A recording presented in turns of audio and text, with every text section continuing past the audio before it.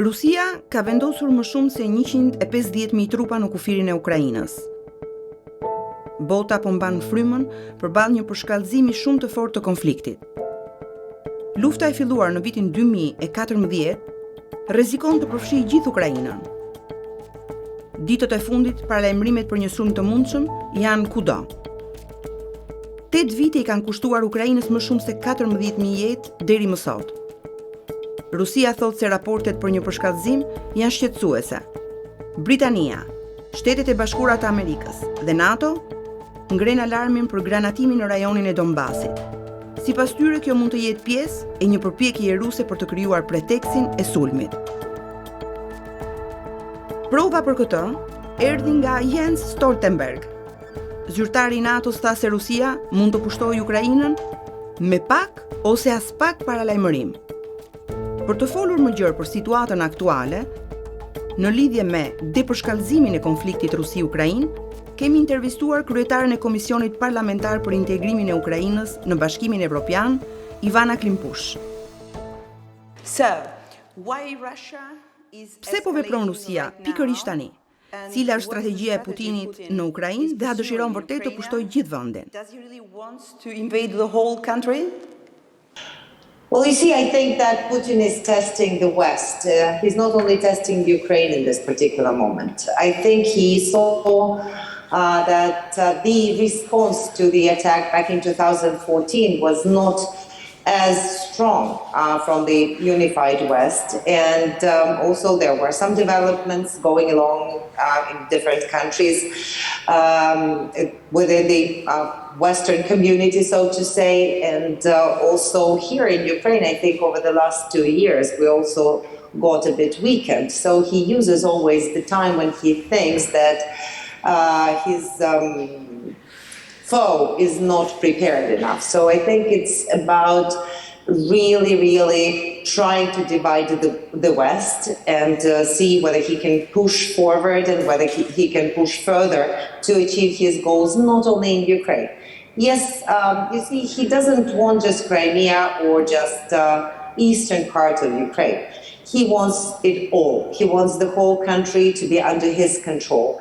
And that is still not the end goal for Putin. It is about introducing and pushing, demanding the whole world to accept his international understanding of international rules and his way of dividing and ruling in the whole world. We have to understand, we have to remember Brzezinski, I think. He once said that there is no Russian empire without Ukraine.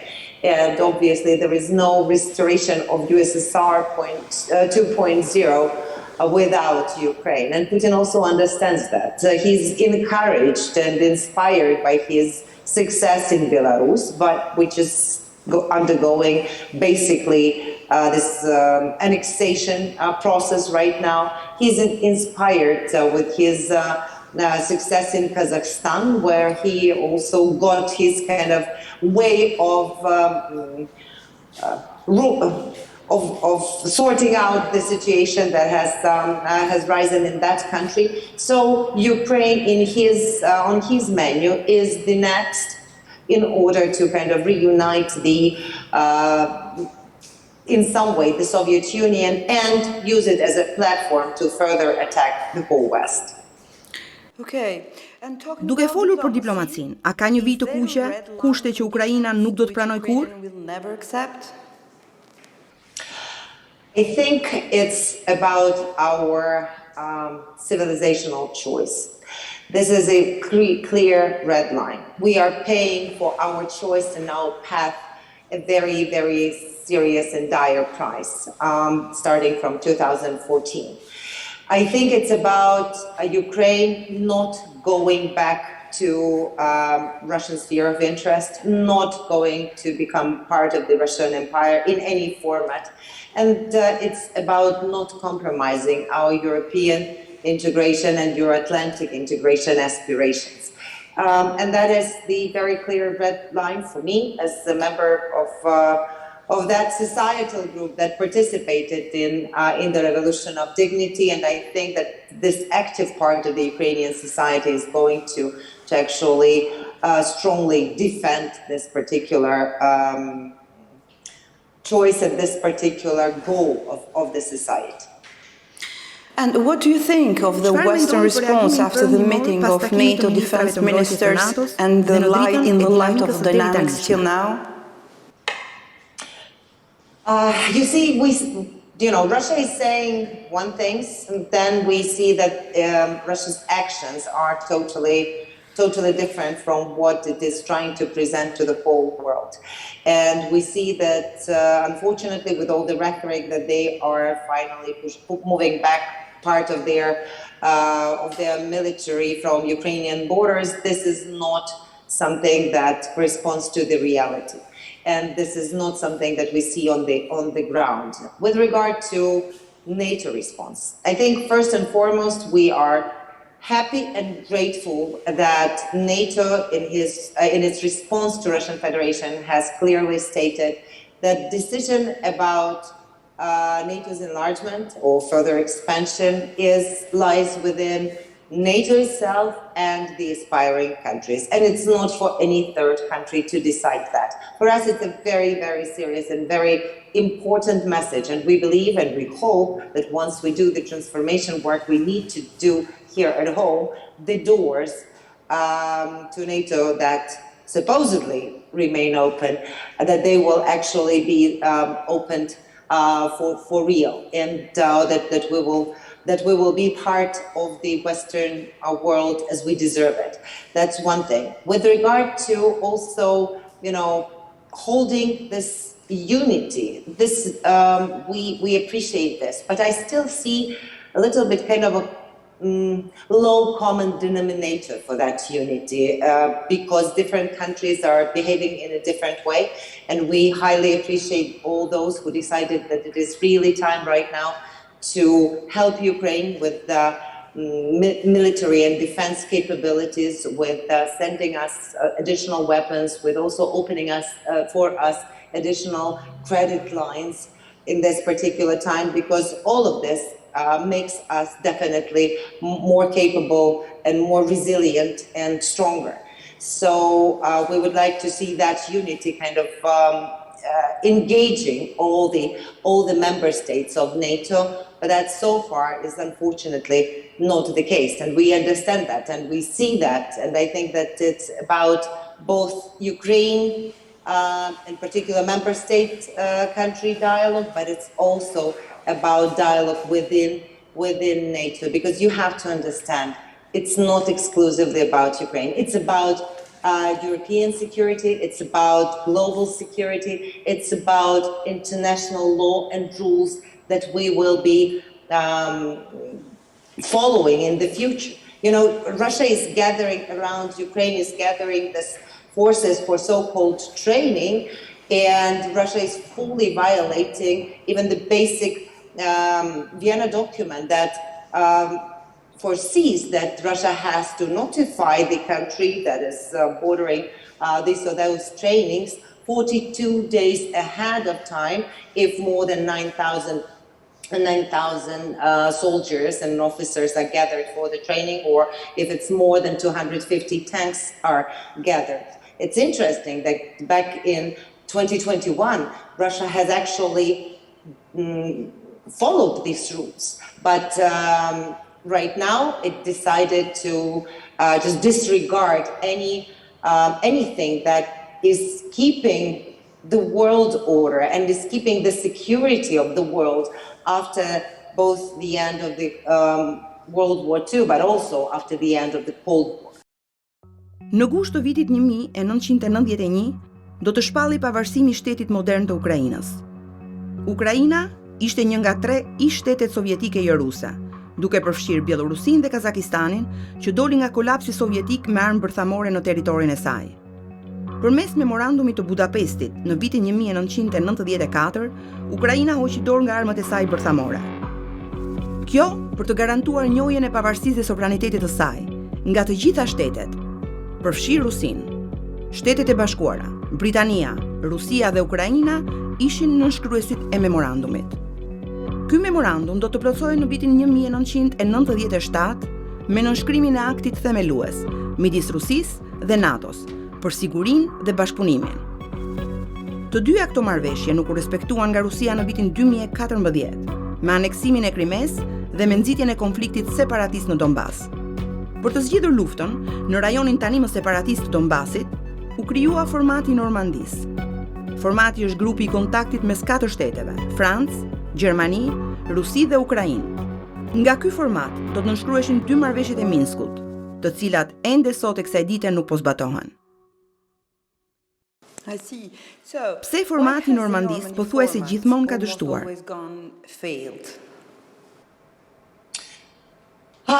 That's a good question. Any diplomatic format is working if all the parties to this format are willing to try to work towards the result. And here we definitely see that Russian Federation is not interested in making sure that it is working. It's just using this particular format to, again, twist the position of Ukraine, twist the position of Germany and France, and actually impose its understanding of what was agreed in Minsk, and is trying to push both Ukraine and our Western partners for Ukraine to fulfill the political part of Minsk, which is totally impossible if, and even I think it doesn't deserve any discussion before the security part of Minsk has been fulfilled. Moreover, we have to understand that since 2014, Russia has been constantly and systemically violating everything that it signed under in this Minsk agreements. Because, for example, the area of the city of Debaltsevo that, according to this particular document, has to be under Kyiv government control, has never been returned to Ukraine. Obviously, Minsk did not foresee that almost 1 million of Russian passports will be pushed on Ukrainian citizens on the occupied territories. This passportization, that's another violation. So-called elections and referendums that have been held by basically Russian authorities, or these puppets that are fulfilling all the Russian demands, they are on these occupied territories. These are also not part of the Minsk agreements. Nationalizing Ukrainian economic enterprises on those territories, that is a violation of Minsk. Not to mention just the recent decision of the Russian Duma to call on Putin to recognize these pseudo-republics as independent entities. All of that, I think, is just showing that Russian Federation is totally not focused on any on real result for this group, and so that's part of the kind of answer why Normandy format is not providing us with results. And today, the whole day today, we see the most heated attack over the touchline from the Russian-controlled side of our territory. It's something comparable to the situation back in 2017 when such attacks were happening. They were shooting and shelling today kindergartens. They were shooting and shelling today schools. So totally even civilian infrastructure on those territories. And here, I think it's they are looking for provocations. They are trying to provoke Ukrainians to fight back and use that as a pretext for yet another stronger military attack on Ukraine. And I think that is being done also because the Security Council of UN Security Council is going to discuss the implementation of Minsk agreements this evening, on Russia's demand, on Russia's request. So I think everything is kind of pulling itself together, how Russia sees this escalation and what it is actually preparing for. Okay, and cili do të jetë skenari në të ardhmen e afërt ose më të largët në marrëdhëniet midis Ukrainës dhe Rusisë? I think it's very difficult, actually, to answer this question. I think it depends on many factors. It depends on the fact whether the whole West will be united. I think it will depend on on Russia's understanding how strong Ukraine is, and we are happy that by some of the estimations, our armed forces are seen as 22nd in the world, and Canadian, for example, armed forces 23rd, or Polish 24th, according to the same rating. So the stronger we are, the more capable we are to withhold the attack, the less chances are that Russia will attack. So it's about our preparedness and about this strong links of the West and inability for Russia to find the weakest link among Western countries. I think that that's also very important. With regard to different scenarios, I think everything is possible. It's from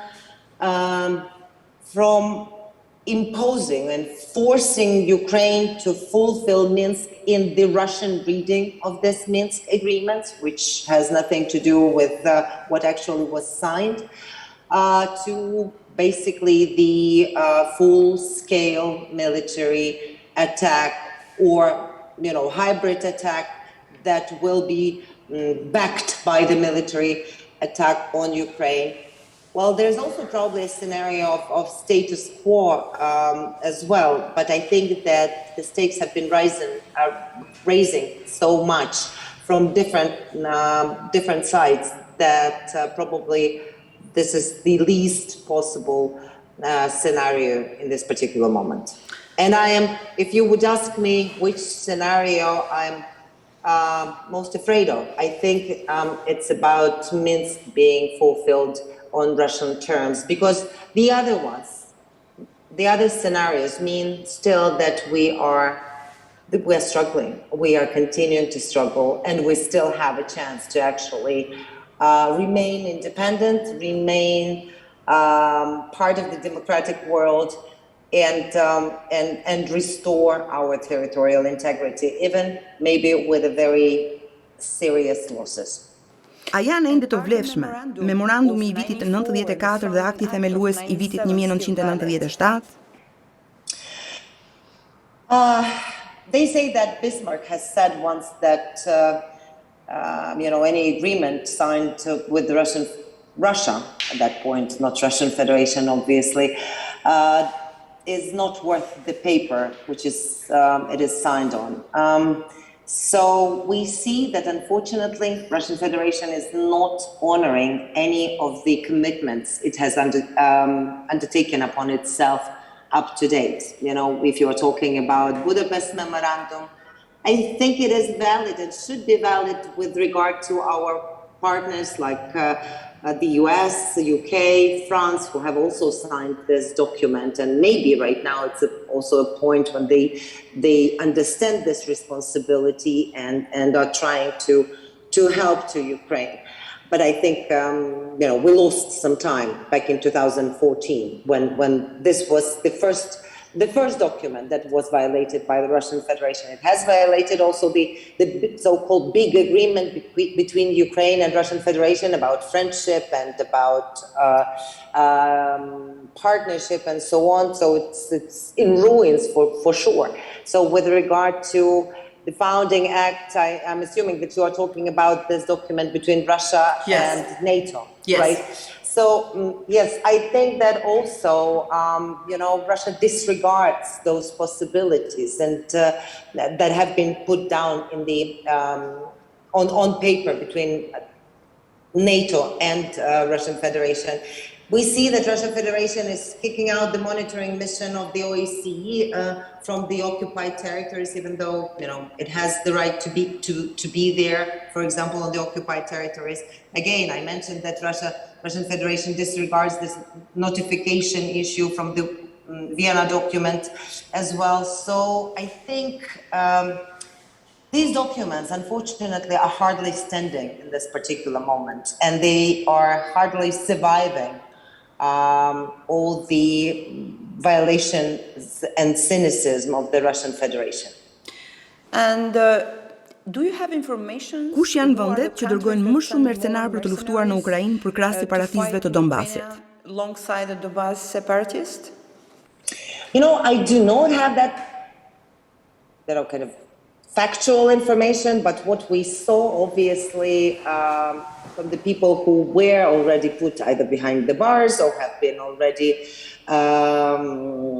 investigated in some of the countries across Europe, those are definitely mostly coming from those countries that feel that they are comfortable with being satellite of the Russian Federation, and that feel that they are,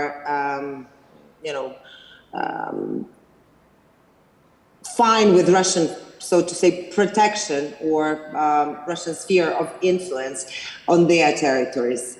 But also there are some people that are deciding to do that on themselves, and I'm grateful when their governments are actually pursuing the violation of the laws and are putting them to justice. I really thank you so much for your time and for your answers, and I wish you all the best. Thank you so much, and we are very much counting on Albania as the country that is a member of NATO, that your voice will always stand with Ukrainian people, and that your voice will always be about real international law principles and about the choice of people. You've gone through that. You know how it is, how sometimes it is difficult. So your experience should hopefully work for the benefit of your support to Ukraine and Ukrainian society, the way we are and the way our aspiration and our dreams go. Albania is doing everything. Thank you so much. Thank you so much. Thank you.